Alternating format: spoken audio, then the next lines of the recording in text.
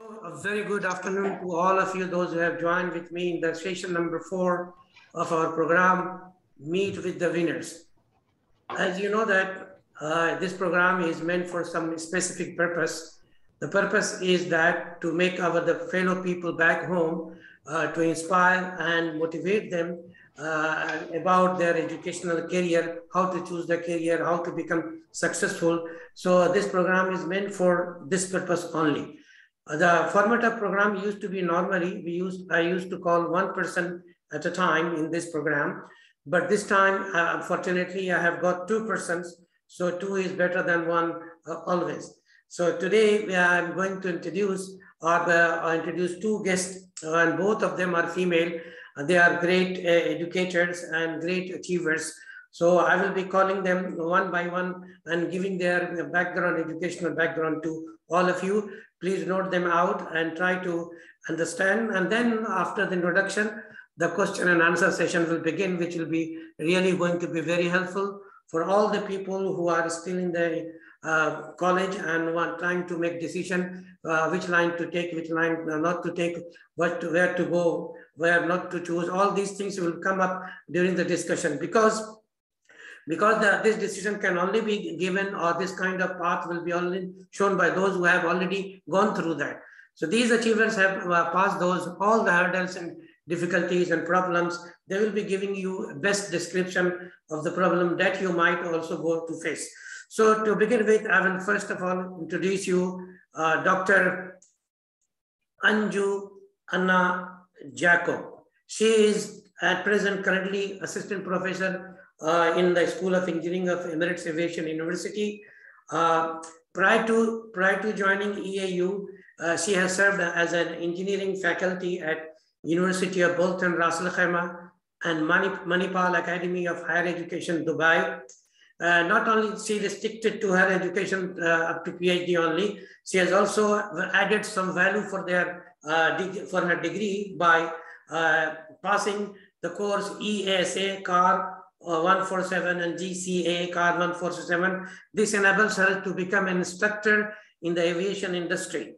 Her research topic has been band gap engineering in zinc oxide and fabrication of visible photo detectors. This is a very hard topic, and she has done this research in 2019 from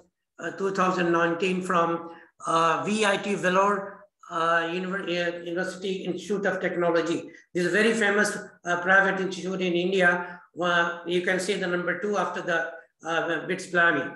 She has also, before PhD, she has done a very great course, very famous course in the world right now, which is called nanotechnology from VIT again. So she did her master from the VIT, and she has been fortunate enough to be a part of the research-oriented laboratory. So she has been lucky to be over there, and her research area has been so far nanotechnology, semiconductors, optoelectronics, photovoltaics, etc. Not only that, she has also published many research papers, and all of them has been the peer-reviewed advanced journals like Scopus, and namely here is RSC Advances and Journal of Alloys and Compounds. She has also been awarded successively for the 4 consecutive years as a best research scholar in the university. So welcome you, Dr. Anna Jacob, welcome to you in the board. Okay, our next guest is going to be Dr. Disha Kaur. She is also at present an assistant professor in our university, Emirates Aviation University. Okay, she holds a PhD in School of Computing Science, Engineering from VIT also, but another campus, Chennai campus in India. She has been also associate professor for the last 4 years after that. She has also she has also been teaching a lot of good courses like statistical technique, which is a highly demand subject nowadays, because everything is going to based on the data. Statistical analysis is one of the most important topic nowadays. So she has also taught data structure, fundamentals of Hadoop, database management, and other programming languages. She has been responsible for course building while she was working in the VIT itself, syllabus generation and other activities apart from teaching. Her research interest is one of the best topic in the AI arena. She is doing what? Natural language processing. This is with the help of artificial intelligence, and she is also keen towards the area of data science and big data analytics. This is the arena of artificial intelligence, the data analytics, etc. So welcome to you, Dr. Disha, in our program as the second guest. Thank you so much, Doctor, for such good introduction. So now, after this, the format is to ask question, to begin the question and answer sessions. So I will be beginning first question with you because we are just in front now. The first question is going to be like normally the people who are doing engineering courses, they pass the undergraduate courses and they join a job over there and finish further study. This is the normal procedure. And in VIT, as I know from my personal experience of my son, a lot of the students get campus selections over there. Whatever they get, they go over there and finish their career. What made you not to stop there and wasted another 6 years in doing research and coming to the teaching profession? Could you please enlighten us for this one? Why did you do that? Okay, you can speak. Yeah, so for me, after BTech, first 1 year I was working with an IT firm. Oh, after that only I decided, yeah, I want to continue my further studies. As you know, my bachelor's was in electronics and communication. So, and that was a recession period. So I'm not a person who planned well in advance. So by the end of BTech, I started to think what to do next. So, but only one thing, from my school days, my interest was completely into science and maths. So I wanted to be in it. So that time when my teachers asked, I used to tell, okay, I want to become a scientist, but I don't say I followed it like that. After that, even in teenage and all, our interest changed. So it changed to commerce. I used to think I want to do BCom and then chartered accountant. This was in between. And when I come to like 10th grade and all, I got interested purely into physics and maths. So I decided, okay, my career should be in science field. So, but during BTech, I was learning in electronics and communication engineering. But still, when I got a job, first I was excited to join for that. That's why I joined for IT, and I liked my job, frankly, developing everything I like. But whenever I see something related to electronics, I started to feel a missing. Like I 4 years studied this and I'm not doing anything, I'm not using that. So I decided to quit my job and I wanted to prepare for GATE and then for VIT entrance because my interest was either into nanotechnology or mechatronics. These two were the fascinating field that time because I wanted to continue with research. So I was looking for the campuses which offer these courses. So and like that, I tried for VIT. Then I joined for masters in nanotechnology there. So and I know it is a stream with not much placements because we don't have much industries into nanotechnology field. So I was prepared for research, but still, if I get an R&D option, like with an industry, I was willing to do that because when it comes to nano electronics, most of the reason our devices, we are even the SIM size itself, we know how it is reducing, right? So like that, even in the quantum computing, everywhere there are a lot of things are there, which is happening with the nano also. So if either in an industry R&D or research, this was my plan when I joined for MTech. So I was also registered with the placement cell in VIT, but no nanotechnology companies came. What I was placed was again for the IT field with Accenture and Wipro. But anyway, now I had like with my during the time of masters, I had a clear plan. I didn't want to go into IT field again. I wanted to stick on to academic and research field. So I didn't join. So I was continued with my master's research was quantum dot based solar cell. So and my research guide, like master thesis guide, she also like she's like I can say a very dedicated researcher completely into nano electronics. So I really wanted to pursue it after my master's. So immediately I joined for PhD. And teaching is one thing which I enjoy most. So that even if it is from a small seminar to a full classroom or something which really I enjoy is teaching. So academic career is something which I can collaborate both my research and teaching. So that's why I wanted to stick on to this field itself. Okay, very good. This is not the story of you alone. Many people, before arriving at the final decision, they have to take a lot of turns. So moving forward, coming backward, decision making is not easy in India, especially because sometimes you want to go to a very good university, you don't get chance. When the university is good, the option is not good. Then the professors are not good. So many hurdles are there. And the people who are come out successful are the one who have their clear-cut destination plan. If they have clear-cut destination plan, they will surely achieve. In your case, there have been a fluctuation of mind going to this and going to that. But now I can ask you just also one more question. Are you happy now where you are at the moment? I think this is a final line. Yes. You have already platform you have achieved. Are you really happy with this? Yes, completely. Okay, so now I will be moving towards Dr. Disha. What about you? The same question goes to you, that normally the people after doing undergraduate course, they set up their style in their job. They don't want to move forward and waste their further 6 years of life, especially the women.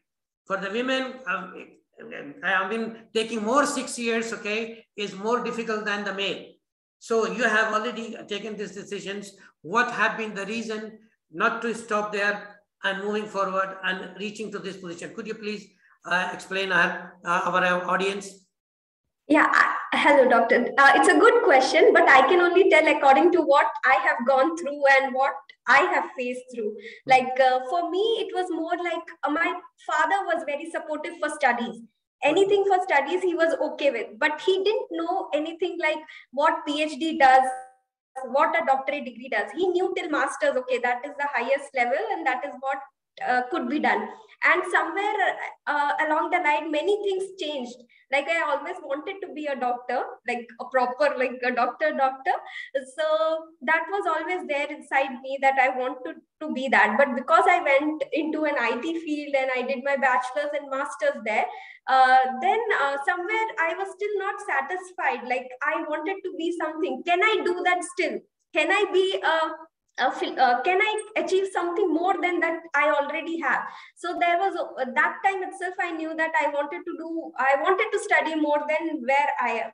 So that was my main motivation of going towards PhD. Like I wanted to study more in that particular area itself. I didn't see myself in an industry, or I didn't want to see myself. There were many people told like masters is enough for a particular girl to study.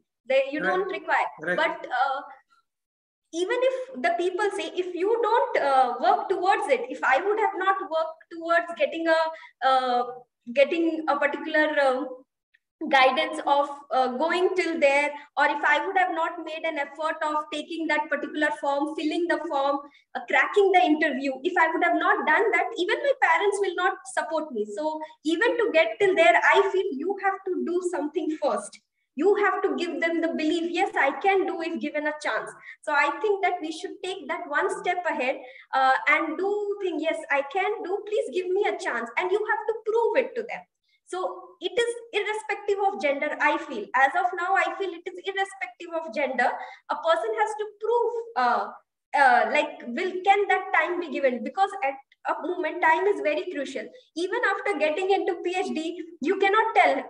The first thing, like for my father, he knows that every degree has a duration. So he asked me how much time it will take. I didn't know that. Like, how much time will it take? How can I tell? Like, how much time will it take? So I also didn't know. I was also very new when I went into PhD. I didn't know the difference between a journal and a conference paper. So I started from there. So I didn't know how to come up, what is a publication house and what is a journal inside the publication house. So I started learning in my PhD from that level. So from that level, I came till to understand what a PhD is. It took a time. It was a journey for me. So now I can think every day in my PhD was a learning for me. I learned many different things. So if somebody wants to learn more than normal academia only, PhD, I feel PhD doesn't teach you academics. It actually teaches you how to go in life. There are many things that I learned in my PhD apart from my research. Also, I learned when it is a priority to say yes and no for a thing. How do you come up to a particular decision? So those things I learned, and that difference my parents can see in me, that confidence they can see in me. So that makes them know that this decision is not bad and not wrong. Very so good. I feel that our answer is the result that we give them back. At present, my parents are very proud to know that I have done PhD, irrespective. When they asked me, I was not able to give them the duration of that particular course, but they are content that I did that, I completed that particular duration. Very good, very good. But at the last, I will ask you also, as I asked to Dr. Anju, are you now happy after reaching to this level? Are you? Really? I couldn't have been happier than I am now. Okay, very good. There is also one more thing, because both of you are female. Unfortunately, God bless both of you that you are all married. Okay, now being married, dealing with this kind of scenario, like we are working in the university, there too much demand is there. That you have to do a lot of works over here, going back home, and then working, looking after children. So husband itself is a full-time job. Looking after husband is a full-time job, or looking for a wife is a full-time job. This is, the two wheels must go together in order to understanding. I'm sure that you, as a research scholar, when you managed to do this, would have been doing this well. Is it the case what I'm expecting? Yeah, if I have to say, I can say that, yeah, as you said, it's like two wheels going together. If any particular day one wheel also is not okay, it is going to disbalance, unless and until both the wheels are going strongly. And maybe at sometimes we have to understand and be quieter at some point of time and do it. And in similar way, there can be days where he has to understand and do it accordingly. So I feel it has to be both the ways. It cannot work even if we are doing all the work and we are only doing the stuff and we are completing everything and only we are doing, still that is wrong.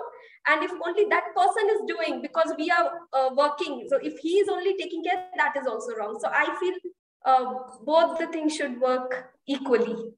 Actually, the education gives you the meaning of the life.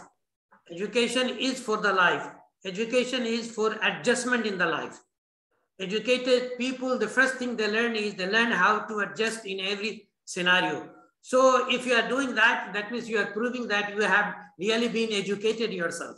So you know how to adjust in every odd environment. Now the same question I like to ask Dr. Anju also, that how she is managing her experience to share. Then I will go to the subject-wise question. So Dr. Anju, also give your opinion about how you are managing your job and as well as the house. Yeah, and Dr. What I believe it, even if it is any relation, if it is marriage or friendship or if between like parents, whatever it is, the respect you take and the respect you give and the understanding that you have with each other, that makes it more strong, and this makes our paths also easy. If our partner is really ready to understand, and I think nowadays the days have also changed. It's not completely the women's responsibility also when it comes to house things or everything. For our case also, most of the cases we take a joint decision, and if it is any, so when I am back to home after work and he is back to home after work, we both are tired equally. So we both have traveled, we both have done work, and we both are at home, so we both are equally tired. So it's not like then one cannot expect the other person to do everything. So now I think even this generation also, most of them are like understanding that. So a good level of sharing is there in the level of work also, and distributing the load, everything, it is balanced. And for example, if when we do like parallelly the academic load, along with if you have to manage research also along with that, we need time. So time is really a very big thing. So sometimes only with the working hours, we may not be able to manage our research and the teaching load together. So maybe my weekend sometimes I spend on reading or maybe in my research thing. And sometimes even after going home, maybe I have to sit. So these times the partner also, if not understanding it properly, it will be really hard. Very good, very good. I feel like I'm blessed to have a partner who can understand, and he is the one who also wants me to achieve more. Whenever I feel like, okay, this is enough, no, you can do more, you have to do more. This is the kind of support I get, and I can say it's not only from the partner, it's from the entire family. So very good, very good. Because I got married in between my PhD, half of my PhD. So after that, I could complete it. How I was working before my marriage, in the same pace I could do after marriage also. It didn't make much difference to me. So that was a good support which I got from the in-laws family also. Very good, very good. There are some people who makes 1 + 1 2, but there are some people who makes 1 + 1 11. So the one who can make 1 + 1 11 are the one who can succeed in their life. 1 + 1 2 everybody makes. Now, my listener would like to listen from you that the subject that you have chosen, nanotechnology. Nanotechnology is rarely, very few people have knowledge about nanotechnology. So could you please give brief description so that the audience can understand what actually nanotechnology does and what the nanotechnology actually is? Could you please enlighten us? Yeah. I can, when we think about mathematics, we say mathematics is something which we need in all the fields. Like if it comes to computer or if it comes to electronics or if it comes to chemistry, physics, everywhere we need maths. So it's kind of interrelated to it. The same way it's like that for nanotechnology. So it's a very broad word. And for my case, I was concentrating on its electronics part. And the same way, there is this nanotechnology nowadays. We are hearing it a lot, in a lot of fields. Like it is there with mechanical engineering, it is there with medicine, it is there with all the fields. So when we say about materials, normal materials, if we say gold, we know how gold is, what is its a metal, what is its property. So like that, we have existing materials with its properties. But when we make them in nano means it's 10 to the power -9. That means it's such a small quantity, 1 out of 10 to the power 9. So when we make materials in that quantity, their properties change. So the color which we say for gold is that golden yellow color. It's not the same when the gold is in nano range. Its color is different, its property is different. So we are getting materials with different new properties. Their performance will be very good in some, when it comes to maybe light absorption, because I am always using the electronics or optical terms because my area is into that. So same way when it comes to medicine, we can use this nano as carriers so that exactly we can go to that spot and we can deliver the drug there. So like that, when it comes to nano, there are a diverse range of applications which we can move on. And when it comes to paintings, coatings, that's why in the industry, mechanical way, the coatings, paintings, so they're all we use nanomaterials. So mainly it is the change of properties. We are getting new properties, and by playing with its size or by playing with different combinations, we can create new materials with new properties, and so that we can use it for new applications. Yes, very good. But actually, Dr. Anju, we have read that the smallest particle of the smallest part of the magnet is a magnet in itself. Okay, so it is a complete magnet in whatever size you make it. But whatever is showing in the nanotechnology, you are changing its property. So how is this? This is really very amazing that it's the property. It's like a single particle we are saying. When we say particle, we are not actually taking. When we say one small piece of gold, it's not just one atom or 2 atoms. We are going for the smallest size which we can manufacture. That is the smallest one that we say. It's not when we are making it, we are making like that. But when we are making materials in nanotechnology, we are actually controlling it from the way it forms. Each atom by atom, the way it forms, and we don't allow it to group like cluster or agglomerate. We can, there are different, the main thing is in how we make it. The synthesis techniques are different compared to the normal material, how we make, compared to that chemical methods or physical methods. The way which we make nanomaterials is different. So by the time it forms, because several atoms, they group together and form as a compound, like as a complete bigger compounds, right? There are several atoms in that. So, and when we have a piece of some particular material, there was a group of atoms. So here, when they are grouping itself, we are applying maybe a different range of temperature or different range of pressure. We can control the way the properties are being formed. So actually here you are taking the atoms and reformatting in a particular environment, particular temperature, pressure, whatever you can say, your physical condition you are changing, and it's coming out as a different material altogether. This is what you want to say. Yes, some properties will be enhanced. Sometimes that's why we have to do the entire study, like when we are using it for some application. Even if we are going to use it for some optical application, we have to also think about its biodegradability, all other properties also. We don't want that, like the material should not be toxic in other way.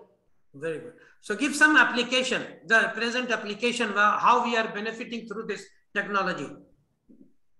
Just give even the sunscreens are all, we are using nanomaterials, and I can say when it comes to solar cells, there are this quantum dots is also a part of this nanotechnology. With quantum dots, each material, instead of having a very big material, if you have smaller, very numerous material, the surface area will be more. The exposed surface area will be more. Yeah. That is one basic principle of nano thing. The surface to volume ratio is high.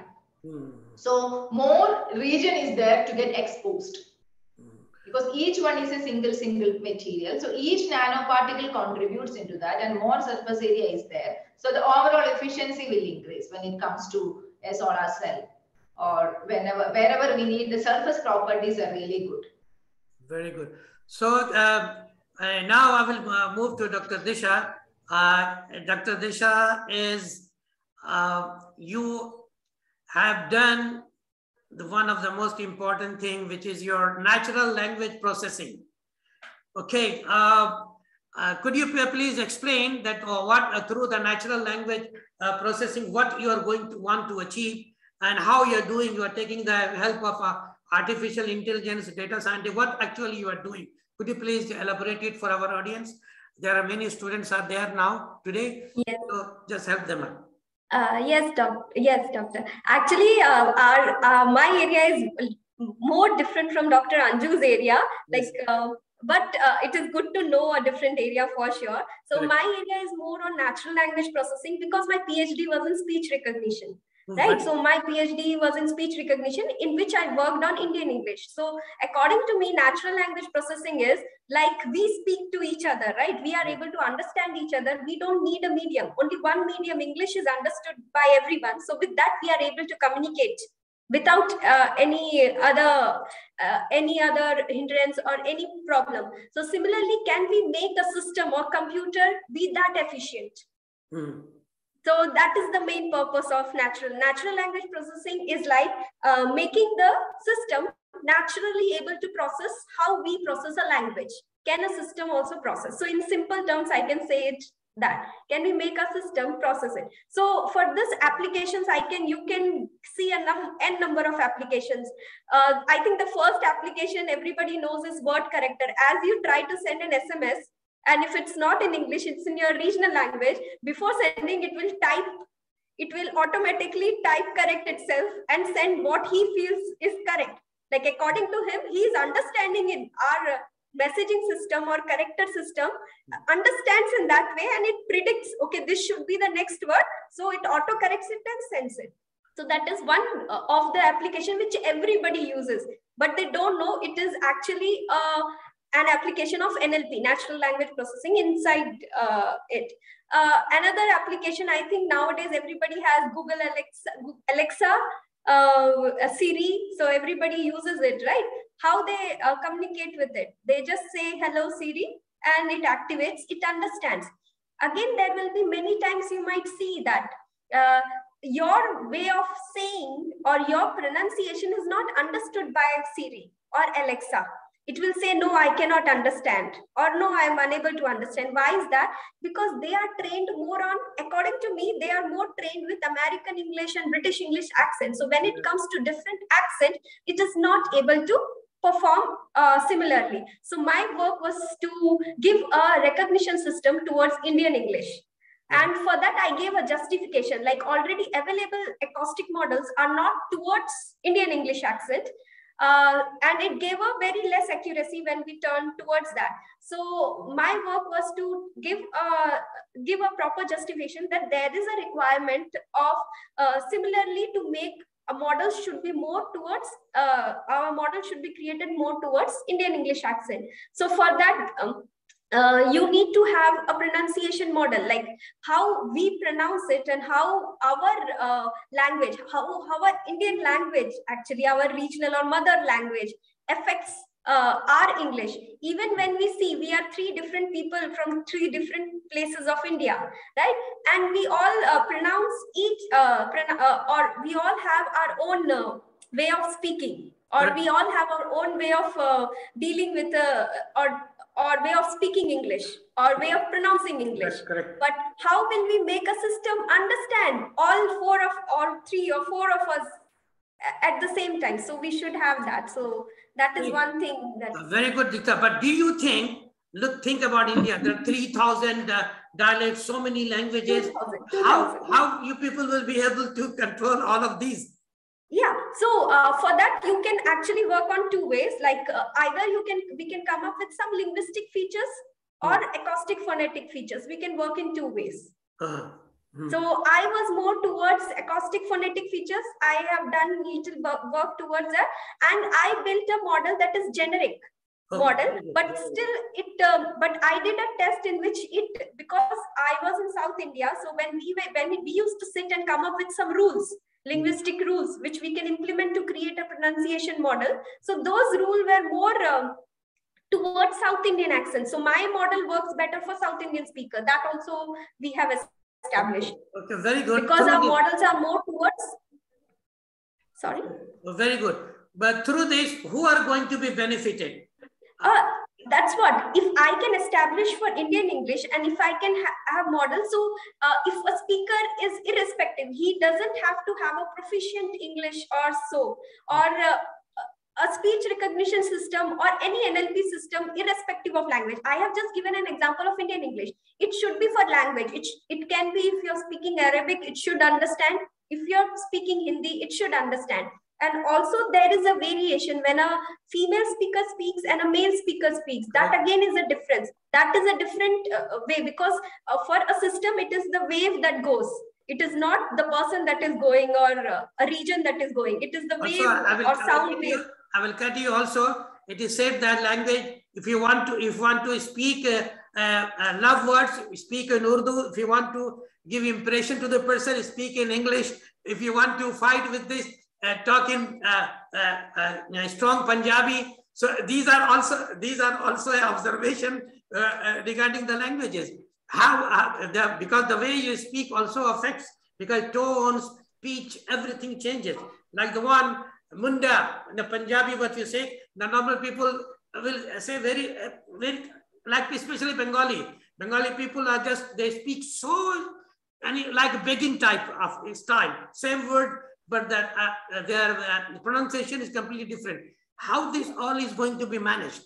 Yeah, this can be managed. So I told there are two ways. You have to either work linguistically or acoustic phonetically. So there are two ways in which you can work. There are many n number of work done for regional language. So when we are able to come up with a system that can understand all the languages, so then we can say NLP task is completed. But I don't think so. It has a lot of work to be done. Yeah, so it will enable that people who don't know their different languages, they can be able to marry now.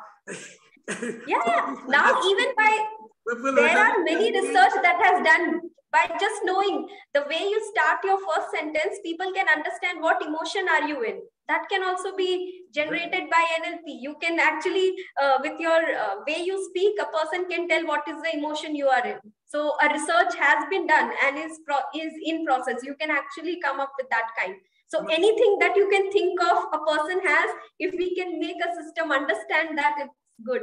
Because we can see an expression in you. People even nowadays don't even need like a voice also. There are image processing things, like people just by seeing your image or the way your eyes is, the way you have kept your face, they can tell which mood you are in. So yeah, the research is like vast. You can do. Now I understand. My brother-in-law married to a Chinese lady. I was really surprised how he's going to pass his whole life. Now, maybe at that time in America, these things were more popular. They managed to do by this artificial intelligence. Because a Chinese lady with an Indian person marrying together, how to show the emotion and all that is not easy. But maybe at that time, artificial intelligence was prevalent in America, and they managed to do this. It's extremely good. But this is going to be future. But there is one concern, like if it goes to like all the companies, they are listening nowadays, okay, and they can be able to understand and change through this one, like it is depending upon the frequency, right? So if I want to give a message, confused message, then by my voice, I will say the same word, but by the tone, it can go to the otherwise, right? It can get nowadays there is one more thing that you can do. There are a voice modulation. You can even set. You can just it is already done. That voice modulation is also there. Like you can do that. Yeah. Because of this, only people have come up with that next effect. What they can do next in this, like voice modulation can be done. Yeah, people are doing now. Everybody can sing. Look, you don't have very good voice, but by the modulation they will make you a very good singer. This is what is happening now. At least if a person is not a singer, he can have the happiness of becoming a singer also if he is doing voice modulation. So at least AI or NLP is giving that freedom. I feel that's very good, very good. But will it be used for the spying? Sorry. Will these things will be used for spying? Because now sitting at the one place, one person, because nowadays what is happening, people has to come over there in a particular country to know everything about them. But now sitting at home with the help of all these machines, you can be able to know a lot of things. So by this technology, you can be able to know what the people were talking about in Nigeria, what topic in the Bihar, and Bhojpuri and all that. Many things through this you will be able to know. So it is going to make a very easy to govern given few people to the whole world. Do you think like this? Yes, it is a very, I'll tell you an example also. There are many spam reviews that are there, right? Many people, there are like hundreds of messages. Maybe if you're having a product, or maybe you might have heard during the elections of the presidential election that happened in US. Yes. Before this, I won't name any name. The names I will not be naming. But before this, we had presidential elections, right, in US. Yes. So the way he won was actually they used NLP, natural language, spam detection, those things they did, and they came up with the result that this was not in a correct way that it was done. And even when you are in Facebook, Twitter, you can tell which kind of messages or things are spam or not correct, or not done, or not being given correctly. So that thing also. So it is helpful in every way you can think of, and that particular thing is there actually. So artificial intelligence is going to do a lot of things. Very good. You have given a good description. I will come to the Dr. Anju. Dr. Anju, now in your branch, okay, the semiconductors and what is in your bio, as I've read it, that you have done photoelectronics, photovoltaics, semiconductors. Now the semiconductors is being used in communications and all that. Could you please enlighten our audience, because there are maybe some students, they would like to know. Just give a brief description about all these what you have mentioned in your brief bio. Just give a brief descriptions. Yeah. When it comes to optoelectronics or any semiconductor device, mine was mostly into the opto part. Opto means the light interaction also. because in the future we'll be seeing more into the optical communication. So that means like the wireless communications using light. Rather than the other electromagnetic waves, we'll be using light for communication. So we can use receivers and detectors for light of different wavelengths. So that is one of the application. And even when it comes to photovoltaics, we know now we are all the research, everything is behind renewable energies. Correct. Very good. Yeah, renewable energies, and even solar cell also, though we have a lot of solar research, the efficiency that, because we are getting a plenty of energy from the sun, but still we are able to only utilize a very few percentage of that. Yes. So photovoltaics, the researchers, the semiconductor research, everything, not only the established technologies based on silicon and germanium. The entire electronics industry, the semiconductor industry is based on a naturally occurring semiconductor, that is silicon and germanium. But with nanotechnology and all, we are making new semiconductor materials, so like with new properties, we are trying to make, because the issue with silicon and germanium is it is very complex, that the entire, we need lot of filters, so many additional things are required, and it is too complex and bit expensive. But now, since it is already established, we are still using that. But all these additional requirements all can be removed if we make material particularly for that suitable use. So we don't have to filter any extra radiations. Very good. So that research is now going on in the semiconductor very field. Good, very good. Okay? So as you said, we can replace this technology with. Yeah, as you said, like the sustainability, renewable energy. Renewable energy is the demand of the time. Like, for example, UNO asking for every country to develop some kind of renewable energy, because many of the energies, the existing energy, is going to be finished within 10 or 20 years. So the renewable energy is one of the hardest tasks for every nation. And also, to sustain renewable energy is required. Now, as you mentioned that photoelectric effects and all that, there are many, in UAE, you can find there is an area in the building, they are cultivating greeneries, vegetables and all that through the light alone. They are providing such light which is required under the roof, okay, not going to the field. So, and they are able to sustain. Maybe now after some time, in every building you will find a paddy field will be there. From there they will be cultivating rice and all that. All these going to happen because in that way. And yes. There are some materials called perovskite materials. So that is also like a new type of material. So this all can increase the efficiency, conversion efficiency of solar energy into electrical energy. Yes. So it's not just about placing the solar panels or solar cells. Its conversion efficiency needs to be improved constantly. Yes. And also we have in Ras Al Khaimah, there is an innovation center. It's with American University of Sharjah. They have a very huge research in solar cell. But they also say the main issue with the solar panels is they can implement a lot of solar panels. But whenever the dust accumulates on that, the efficiency will come down. The dust, it is blocking, it's like a shadow for the sunlight. Again, the efficiency comes down. So, and the cleaning procedure is too expensive.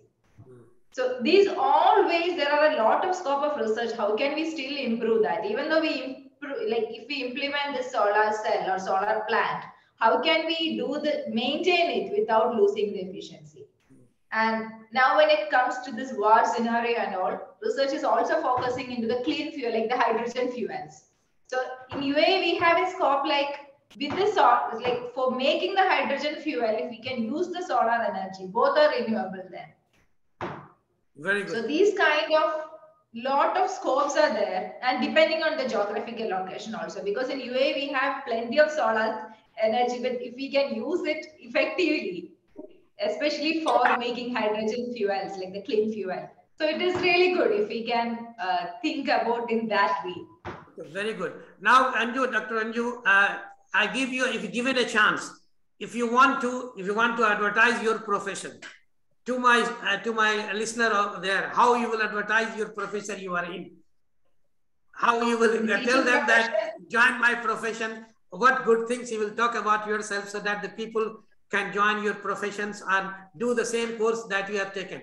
So how you will convince? Give some few words and tell them about this so that they can understand and can join or make decision of becoming a nanotechnology, and they can become studying semiconductors and all that.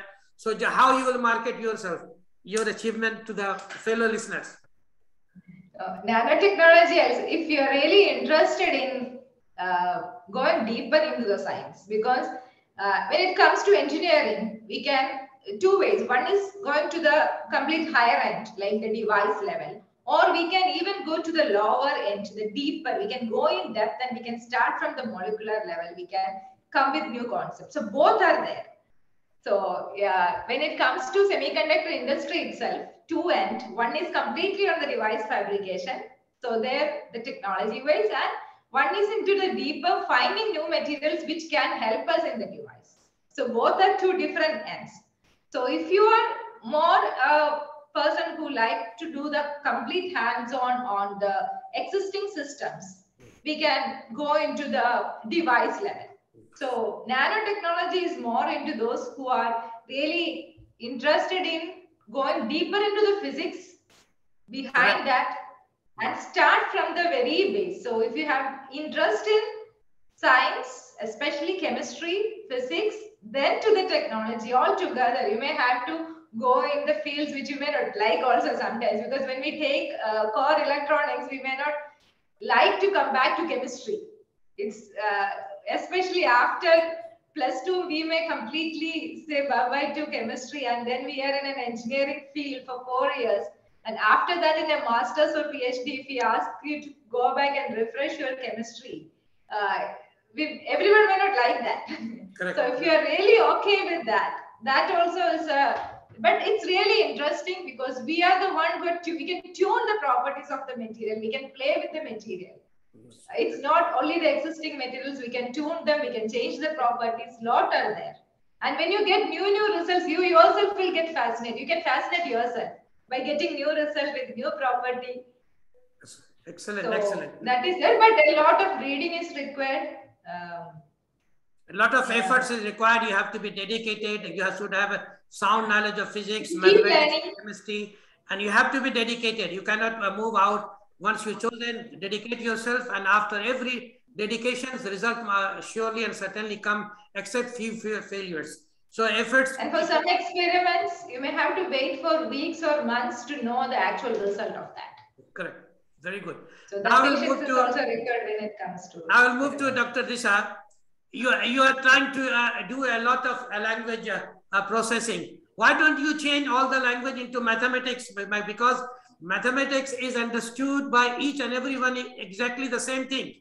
Like A plus B whole square, you go to the China, go to the Russia, everywhere they will understand the same meaning. But if you talk about Punjabi, the Kudi, the Punjabi will understand different thing. But Kudi in the Bengali, it means 20. So the same word, two people will understand differently. But mathematics, there is no confusion. Everybody will be understanding A plus B whole square. So why you are not turning every language to a mathematical language? Is there any such chance, any possibility? Yes. So I have a good answer for this. Actually, if you are a mathematician, you can actually make that Kudi equal to 20 in Bengali, actually. Because a computer scientist or any computer thing will never work without maths. Everything, the base, if somebody is talking machine learning now, and if they are not interested in maths, I feel sorry for them because they have to learn maths. So maths is everywhere. Maybe you might talk about pure maths, but we are more on applied statistical maths will surely be there. Probability, statistics, without that, a system will not work. Your AI works on probability, statistics, everything works on it. So if you don't know that, you cannot even do Kudi as Punjabi's Kudi also, if you don't know that. Yes. Can I add one thing? Sorry to interrupt. Yes. It's just a movie dialogue from Malayalam. Like the heartbeat of the universe is in mathematics. Correct. Yes. I will give you, I have raised this question to give you something more. Like, it's not only that, all over the world, irrespective of any country, geographical, whatever, everybody has to study mathematics till grade 11, everybody. There is no such subject on the earth which everybody has to study all over the world. Only math. Second thing is that I have heard that in coming 50 years, they are already working on this. I'm not talking just in the air. They are thinking on that, how to make one nation, one language. They are trying to think on that. If you look at that, process has already been started. Now all the medicine, people doesn't have to know the name. There is a coding here. All the items in the supermarket, they all have coding. Now the doctors has not to write the name. They will write simply the code of the medicine and people will understand. We already have been coded. My mobile number, my house number, my account number, everything has been coded. And nobody will know me. Reyaz Ahmad can be two, but my identity number will remain same, right? So mathematics, this is going to happen, but not now. It's going to happen. This is the only way all the world people can unite through mathematics. But things will change, but only problem will be what will happen to the ghazal, what will happen to the song, how the people will be singing. Yeah, when it comes to feelings and emotions, what do we do? That is the question that's going to come up. But everything is not just numbers. No. Sometimes we need feelings, emotions which cannot be expressed with. Even sometimes words are not enough to express. Then how can we express it with numbers? This is what we are feeling now. But maybe at that time they will find some device. Did you ever think that you are opening the phone and somebody is talking to you and giving you directions? The GPS is telling you where to go, what to go. You're thinking, I will just cut a joke over here. Just to end with this, and the joke was that a person bought, like 50 years ago, a person bought a radio, and he sent to a village to her parent. What happened after 2 months? He is sending a message later. What about the radio? How is doing? He is replying that radio is already damaged. I've thrown it. Well, what happened? Why did you throw it? He says that when it was damaged, I opened it. I saw there was 2 rats, small rats. Then I thought that the one who was speaking and singing is dead. Then how it will work now? So I threw it. So at that time, the people were thinking that it is the rat, 2 small rat which is singing and talking, right? It was their thinking. So exactly similar way that we are not understanding now, that the scientific development will make it to happen. It will happen. Maybe we cannot understand because our format of the mind is like that. So we are not able to think. But at that time, people will be able to understand. Now, just finally, I would like to conclude that it was a great session with you all. You people have given a lot of information to our fellow students. But I think there are a few people who would like to ask you questions. I will just give them 5-minute times to ask you a question. After that, I will give my concluding. So is there anyone on the audience would like to ask question to our 2 guests? Anyone in the audience? Come forward. Okay, Dr. Saab, you can ask. Dr. Wasim want to ask question. Yeah, I want to ask a couple of questions. I hope I don't take much time. I guess it goes to Dr. Anju. In which stage is the nanotechnology research now? And what do we expect any big changes in about, say, 10 years? Is it going to revolutionize? How is it going to be? Yeah. It's very good general question. I can say, yeah, a very good amount of research is happening in the medical field. But medical field, we can actually implement it only after a lot of studies, because now also one of the main concern is after some years what happens with the nanomaterial. That studies also needs to be done. So, but still as a delivery agent, not as a medicine, but as to deliver the medicines, we can still use nanotechnology. And also when it comes to energy related and nanofluids, so we know about the heat exchangers and also there, instead of the normal fluids, we can use nanofluids. So those kind of things which are already implemented. It's not still in the research level. These are already implemented. And the sunscreens and all where we are using nanoparticles in that, those are like implemented already. But still, when it comes to that is why we say nanotechnology is still more in the research level than much, because a lot of studies needs to be done before actually implementing a product with that. Very good, very good. Yes. Yeah, but energy level, energy harvesting is a very good application which more research is focused into now. The energy harvesting. I think Dr. Wasim, you got your answer? Yeah, I'm very happy. Thank you very much. Okay. All right. And if I can always walk over to your offices, okay? Sure. But, and yeah, Dr. Disha, you are into data science, and I have nothing to do with that actually, okay? But I feel that it starts with data, and then it reaches to information, and then some of the information becomes knowledge, and then some of the knowledge becomes wisdom. So am I on the right track in thinking that we start with data and then we reach to wisdom? Yes, absolutely. There are many, there is data available, but if we don't know what to do with it, it will just be a data. You have to make it a knowledge for others to understand. And only then you can give something, represent something. So that can be wisdom according to you. Yes, right. Yeah, you're on the right track. Yeah. Right. I believe a lot of data is discarded in the process of that data becoming information, and a lot of information is discarded for it to become knowledge. Yeah, in that I will differ. Like it depends upon your application.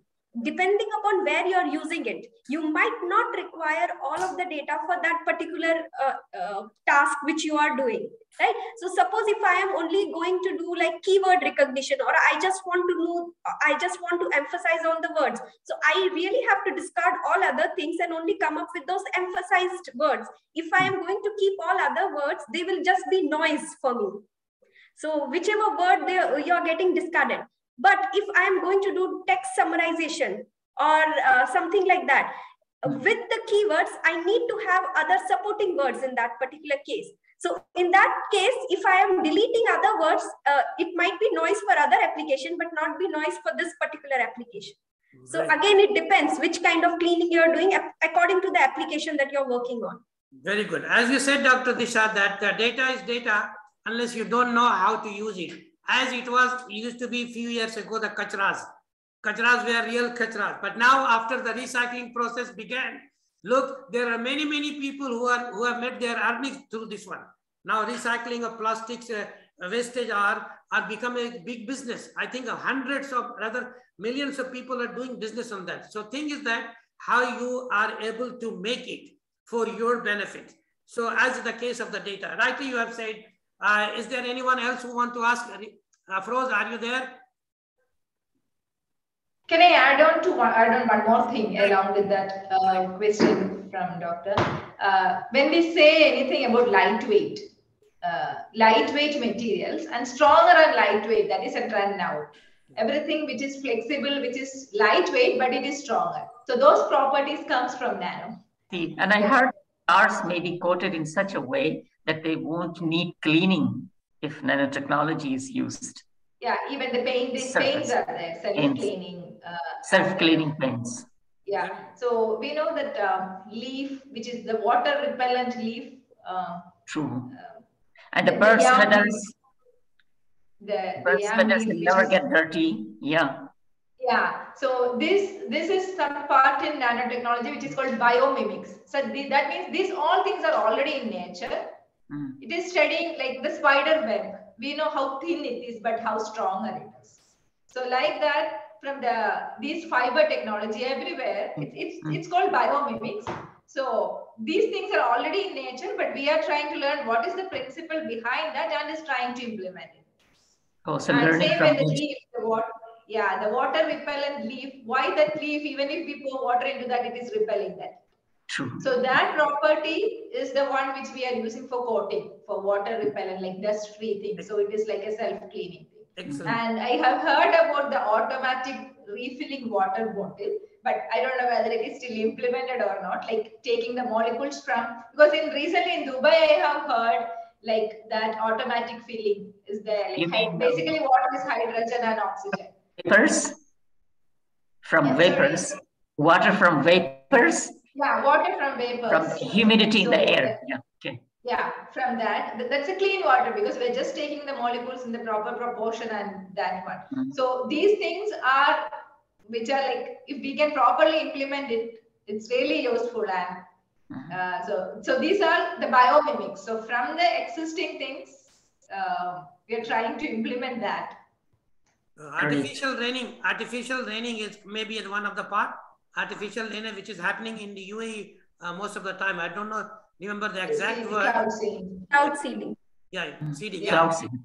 Not as a part of nanotechnology. Yeah. Yeah, not from nanotechnology. Okay, very good, very good. So, Dr. Blessy, you don't want to disturb your friends?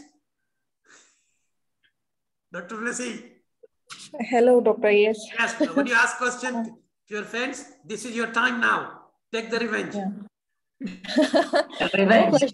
My side, Doctor, but I was really happy to know about their experience, both of them, like Dr. Disha and Dr. Anju. It was really happy knowing you. And that's it. No questions from my side, Doctor. And if there is 30 seconds, yeah. But Dr. Blessy, you didn't find anything to talk about me. What is this? This is not good. We talk every day, basically. Okay. Yeah. So now they can give some suggestions also, but I guess they covered everything. They gave suggestions about the topic and everything. Yeah. Yes. Very good. Now I will conclude. Like, it was really a great session. I think this is the first time we really entered into the topic-wise discussions.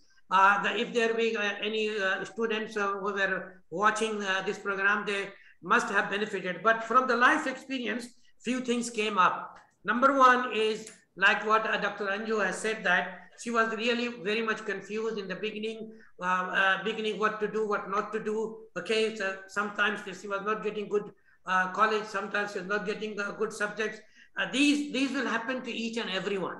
Okay, but if you are constant in your approach, if you are very much alert and got a good friends, good advices, then only you can succeed. But you should be determined in yourself. There is also one thing more. Once you have taken, you must have to dedicate yourself. It is not that case you'll be trying to switch it. Just take it for this time and I will change it and go. No, once you choose up, you should dedicate your time and energy, all of this. Hopefully you will surely and certainly succeed as they have succeeded. Now also Dr. Disha has pointed out that her parent were not actually knowing what she wanted to do. This is the case with each and every person, rather most of the person back home.